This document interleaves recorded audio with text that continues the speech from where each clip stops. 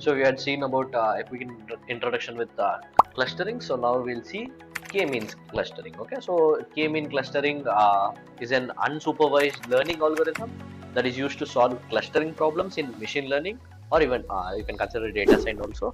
So basically here what we'll be covering up in this video is like we'll be seeing how the algorithm exactly works. Also we'll be seeing a technique known as elbow. Okay, so it will make more sense, like there is something known as elbow method, so which will be helping us to choose the value of k number of clusters in k-means clustering. So here in k-mean clustering we choose an arbitrary k values in which the depicts the number of centroids in which in turn depicts the number of clusters. Okay, so individual data points will be considered as clusters, and then we start joining them. So basically again unsupervised data, so hence it will be unlabeled data into different clusters. So here k is like kind of predefined. Okay, so it has to be predefined, that needs to be created in a process. So I can take k is equal to 2 or k is equal to 3 for 2 clusters or 3 clusters and so on. So the distance before that it is an iterative algorithm, so that divides unlabeled data set into k different clusters in such a way that each data set belongs to one particular group, and then it will start grouping with respect to similar properties. Okay, so it is a step-by-step process. So it allows us to cluster the data into different groups and a convenient way to discover the categories of the groups in the unlabeled data set on its own without the need of any training. Okay, so the distance of centroids to all the data points is calculated, and the centroids with the least significant distance is assigned that point. Okay, so this is what is done when it comes to grouping of clusters from the again this is also like from bottom up approach. So again the cycle goes on till the centroid values doesn't change significantly. Okay, so this is a GIF was still playing. I think it should play here. Over here we can see how exactly it is been grouped with respect to having 3 centroids. Okay, so here it is collectively taken 3 different centroids, and you can see how the grouping has done, and you can see finally the shift in centroids. Okay, so this process will continue until the centroids is not significantly moved. Okay, so here we have 4 groups. Okay, so that was the GIF which I wanted to show. So again the algorithm quick recap, the algorithm takes the unlabeled data as inputs, divides the data set into k number of clusters, and repeat the process until it does not find the best cluster. Until it does not find until the best cluster. So once it is done, it has been done.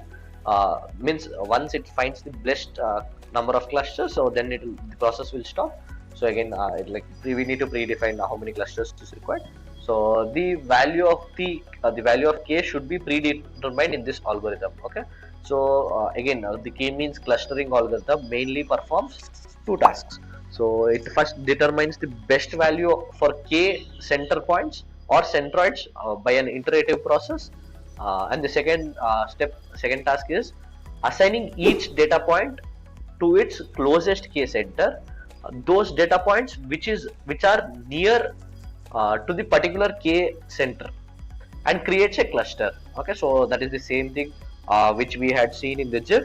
So hence each cluster has data points with some similarities, and it is a way for similarities away from the other clusters. Okay, so that is what we'll be doing with respect to k-means cluster. Again we'll be seeing the steps, what at all the steps is involved with respect to working on k-means algorithm.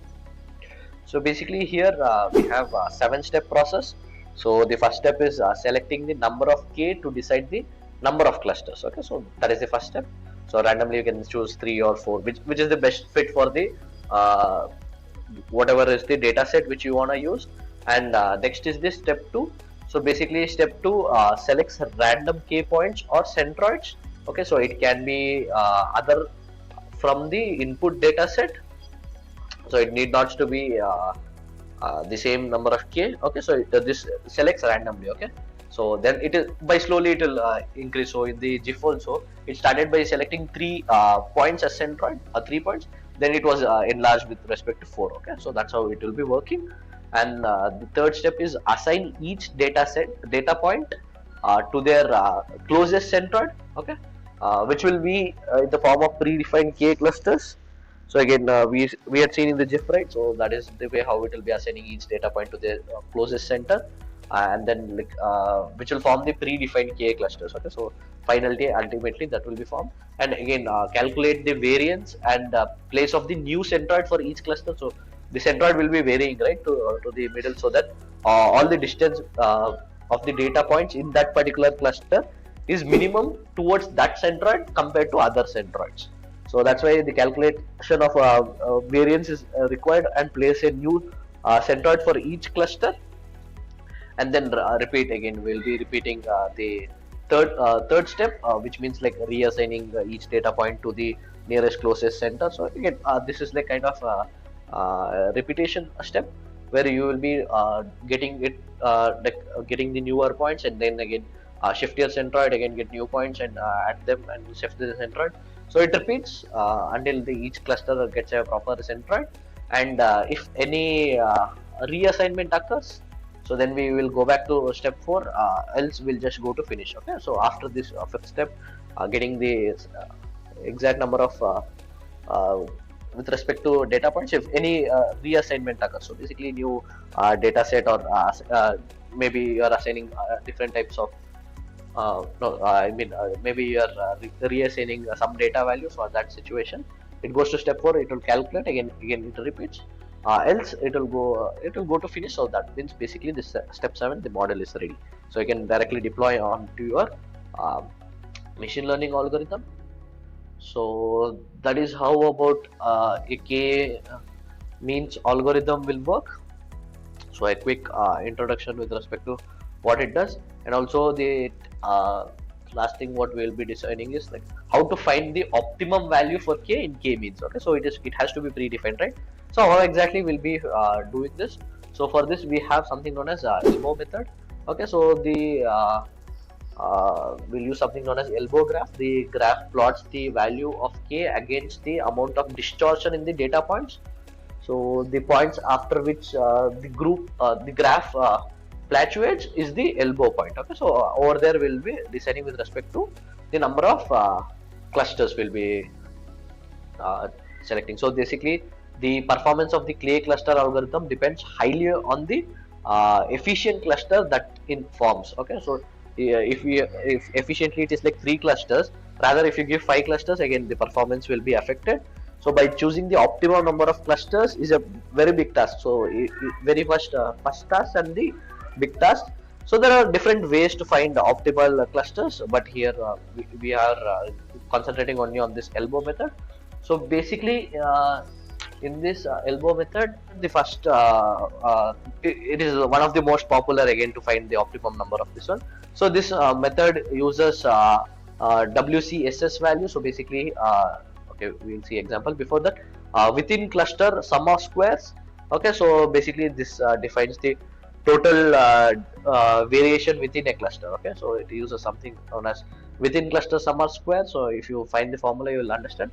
So here basically here in this example, basically we are going with 3 clusters. Since you can see the elbow, like it is dropping down in this way, and directly it is coming down. Okay, so that is what is happening with respect to the optimum number of clusters. So here you can see there is no significant change, so it has become little stagnant. So that's the reason it is constant. Okay, and so that's all with respect to this. And formula for this one I have not added in the PPT. So basically here what we do is we just get the summation of distance between 2 points and add them up. Again 2 points, add them up, so something like that. So with respect to that formula you will be getting it. So that's all about K-means, and the next video we'll be seeing about hierarchical clustering.